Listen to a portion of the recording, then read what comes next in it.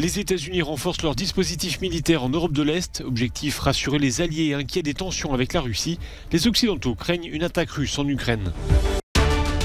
À l'occasion de ses 70 ans de règne, un cap jamais atteint par un monarque britannique, Elisabeth II a dit souhaiter que Camilla devienne reine consort.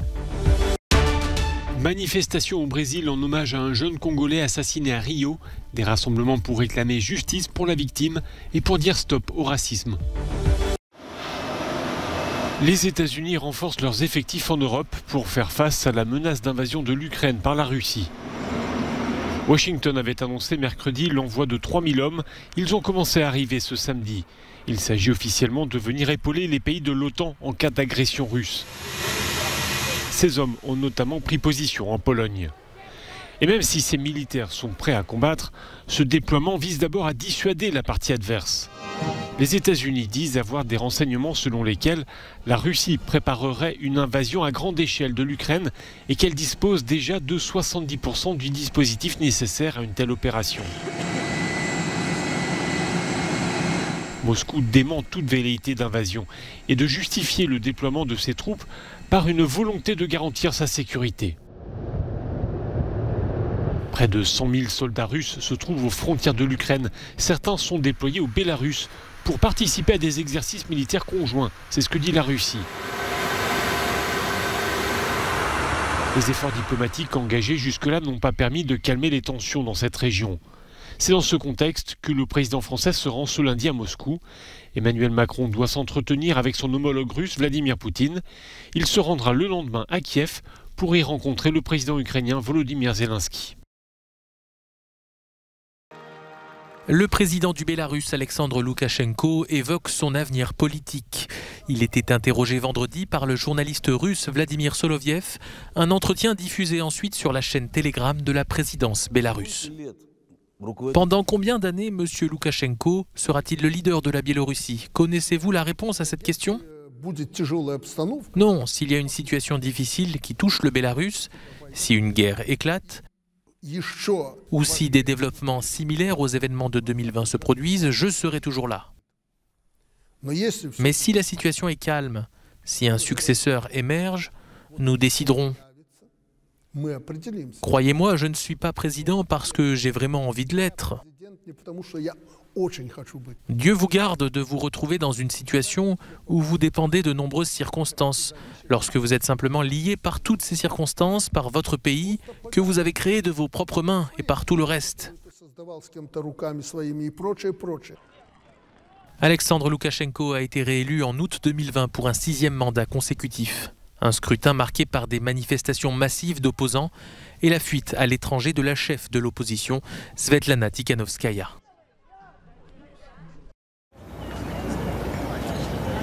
C'est un cap jamais franchi par un monarque britannique avant elle. Elisabeth II célèbre ce dimanche ses 70 ans de règne. Et c'est dans ce message écrit à l'occasion de son jubilé de platine que la reine âgée de 95 ans a fait part de son souhait sincère que Camilla, l'épouse de son fils, devienne reine consort le jour où le prince Charles accédera au trône. Elisabeth II a ainsi clos ce week-end un long débat après des années de controverses. Suite au mariage de Camilla avec le prince Charles en 2005, certains souhaitaient qu'elle soit connue comme princesse consort et non comme reine. La raison tenait à la sensibilité du sujet après la mort de la princesse Diana. Camilla, divorcée et alors maîtresse de Charles, a longtemps été perçue comme celle qui avait brisé le mariage du prince avec Diana. Selon un porte-parole, Charles et Camilla se sont dit touchés et honorés par les mots de la reine. C'est un dénouement tragique pour le petit Ryan, 5 ans, qui était tombé dans un puits de 32 mètres de profondeur mardi au Maroc. Le garçonnet, qui a finalement été extrait samedi soir après 4 jours, est décédé.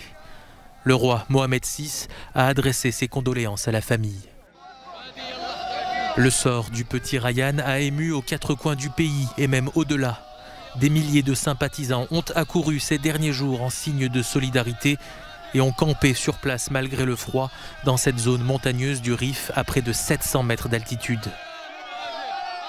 L'opération de secours a été menée avec minutie.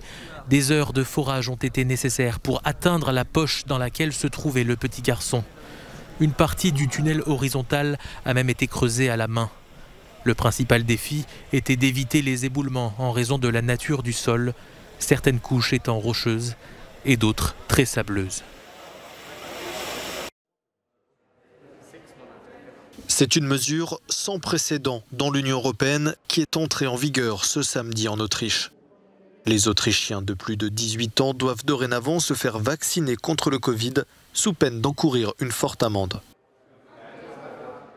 En ce moment, à Vienne, nous vaccinons environ 7000 personnes par jour en moyenne. 10% de ces vaccinations sont des premières doses et 70% des troisièmes doses. Nous avons pu enregistrer une légère augmentation d'environ 9% par rapport à la semaine dernière. En Finlande, de nouvelles perturbations du trafic étaient attendues ce samedi dans la capitale au lendemain d'une manifestation contre les restrictions sanitaires et les prix des carburants. Parmi les revendications, la suppression immédiate de toutes les restrictions liées au Covid-19, même si le gouvernement souhaite les supprimer d'ici mi-février. En Russie, les autorités ont indiqué ce samedi que le nombre de nouvelles contaminations avait dépassé les 177 000 au cours des dernières 24 heures. Au cours de la dernière journée écoulée, notre hôpital a admis 250 patients, ce qui est beaucoup. 80 à 80% d'entre eux sont infectés par le variant Omicron et 10% par Delta.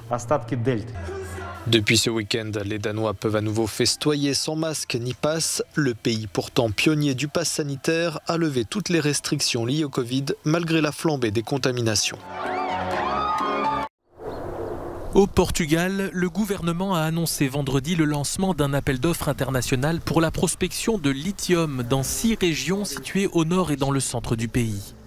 Ce métal est crucial pour la fabrication des batteries qui alimentent les voitures électriques, mais son extraction peut avoir des conséquences sur l'environnement. La ville de Pinhel va saisir la justice pour tenter de faire cesser le projet. À Fundão, le plan d'exploration risque de traverser le principal système d'irrigation de cette région agricole. Ce ne sera jamais possible pour les municipalités, mais aussi pour l'administration et même pour le gouvernement que d'éventuelles exploitations minières soient menées dans ce qui est l'un des principaux atouts de la production agricole et qui a bénéficié d'investissements aussi importants. Et dans cette même zone, il y a des agglomérations urbaines. Selon des spécialistes, le Portugal possède les plus grandes réserves de lithium en Europe et les 9e dans le monde. En vertu de l'appel d'offres, un vrai projet industriel doit être proposé, de l'extraction jusqu'au traitement du métal, ce qui est synonyme d'emploi. Mais la question environnementale reste tout de même un élément de blocage pour la population. Nous avons entendu parler des dangers et des problèmes que cela peut créer pour l'environnement et pour les gens, nous dit cet habitant. C'est donc inquiétant de savoir qu'ils pourraient venir l'exploiter ici, sur notre territoire. L'objectif de ces mines de lithium est aussi et surtout de réduire la dépendance de l'Union européenne vis-à-vis de la Chine, qui est très en avance dans ce secteur. Au Brésil, des centaines de personnes ont participé ce samedi à une marche antiraciste à Rio. Un rassemblement qui fait écho à l'assassinat d'un jeune Congolais il y a 15 jours. Moïse Kabagambe a été battu à mort par 3 hommes près du bar où il travaillait. Dans le défilé ce samedi, la famille et les proches du jeune homme, mais aussi des militants antiracistes, ils réclament que justice lui soit rendue.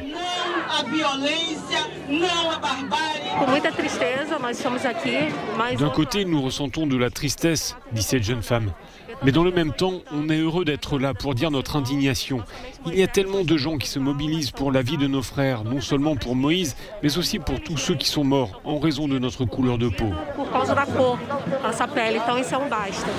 Des manifestations similaires étaient organisées dans d'autres villes brésiliennes. La mort brutale de ce jeune Congolais a suscité une vague d'indignation dans le pays. La police a arrêté 3 personnes soupçonnées d'être impliquées dans ce meurtre. En Suède, la militante écologiste Greta Thunberg est venue apporter son soutien ce samedi à des manifestants de la minorité autochtone Sami. Ces habitants du nord de la Scandinavie sont mobilisés contre l'exploitation d'un gisement de fer. Ils estiment que cela aura un impact négatif sur l'environnement local. Le gouvernement suédois doit dire dans les prochaines semaines s'il donne son feu vert ou non à ce projet minier. Au Mexique, au moins 18 personnes tuées en 24 heures dans l'état de Zacatecas, dans le centre du pays. Une dizaine de corps ont été découverts par la police près de la ville de Fresnillo. Ils étaient abandonnés en pleine rue sous des plastiques ou des couvertures. Dans une autre attaque, 6 corps ont été retrouvés suspendus à des poteaux. D'après la police, ces meurtres sont des règlements de compte entre gangs rivaux sur fond de trafic de drogue.